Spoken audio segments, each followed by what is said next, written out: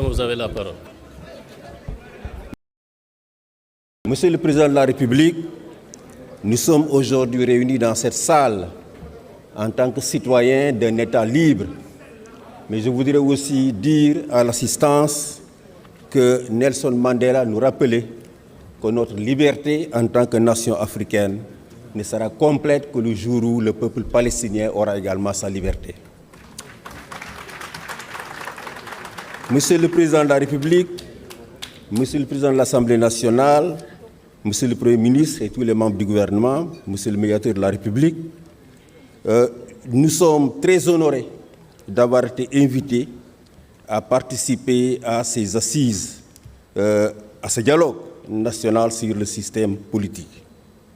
Monsieur le Président de la République, ce dialogue est le deuxième que vous organisez après les assises de la justice qui ont été organisées au mois de juin 2024, soit seulement quelques 3 mois après votre arrivée au pouvoir. Cette volonté de dialoguer que vous semblez inscrire dans votre gouvernance est à saluer, et Amnesty International, ainsi que toutes les organisations de droits humains, la RADDHO, la Ligue sénégalaise des droits humains, qui ne sont pas présentes, qui n'ont pas l'opportunité de prendre la parole, je peux me permettre de parler en leur nom, saluons cette volonté de dialoguer en permanence avec les forces vives de la nation, parce que nous pensons qu'elle est gage de paix et de stabilité pour notre pays. Monsieur le Président de la République, ce dialogue n'aura de sens, n'aura d'impact sur la vie des citoyens sénégalais que s'il permet de mieux protéger, n'est-ce pas, les droits civils et politiques dans ce pays. S'il permet de mieux également permettre la jouissance des droits civils et politiques dans ce pays. Malheureusement, ce n'est pas toujours le cas, et notre ami de l'AGS l'a bien dit, tous les citoyens sénégalais jouissant de leurs droits civils et politiques ne peuvent pas voter lors des élections au Sénégal. Et quand je parle de ces citoyens, je parle de toutes les personnes privées de liberté, qui sont en détention, qui sont en position de détention préventive, détention provisoire, on dit maintenant, et celles qui, évidemment, sont jugées, qui n'ont pas été définitivement condamnées par les cours de tribunaux, sont aujourd'hui encore ignorées par les autorités en charge des élections. Bien qu'elles jugent de leurs droits civils et politiques, n'est-ce pas, les élections sont organisées en ignorant totalement leur droit, n'est-ce pas, de voter et de prendre part à la direction des affaires de ce pays.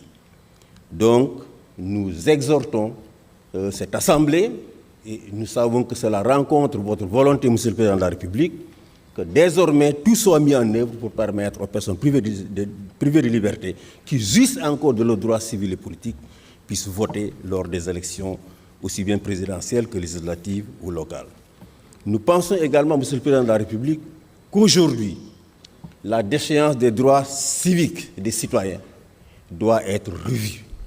Les droits civiques sont des droits fondamentaux d'un citoyen. Prendre part à la direction des affaires de son public, de son pays, est un droit fondamental garanti par la Constitution et par les traités internationaux. Aujourd'hui, nous pensons que déchoir un citoyen de ses droits civiques ne devrait être prononcé que par un juge, n'est-ce pas, et seulement pour les infractions les plus graves. Et en cela, nous demandons à ce que toutes les infractions qui portent sur la liberté d'expression, telles que la diffamation et autres, n'est-ce pas, soient exclues du champ de la défense des droits civiques. Nous savons que toutes les personnes qui sont dans le débat public, qui soient des hommes politiques, la société civile, nous sommes tous exposés à des poursuites pour ces infractions-là. Diffamation, outrage, injure publique, offense au chef de l'État, nous sommes tous exposés. Tant que nous sommes dans l'espace public, nous sommes exposés.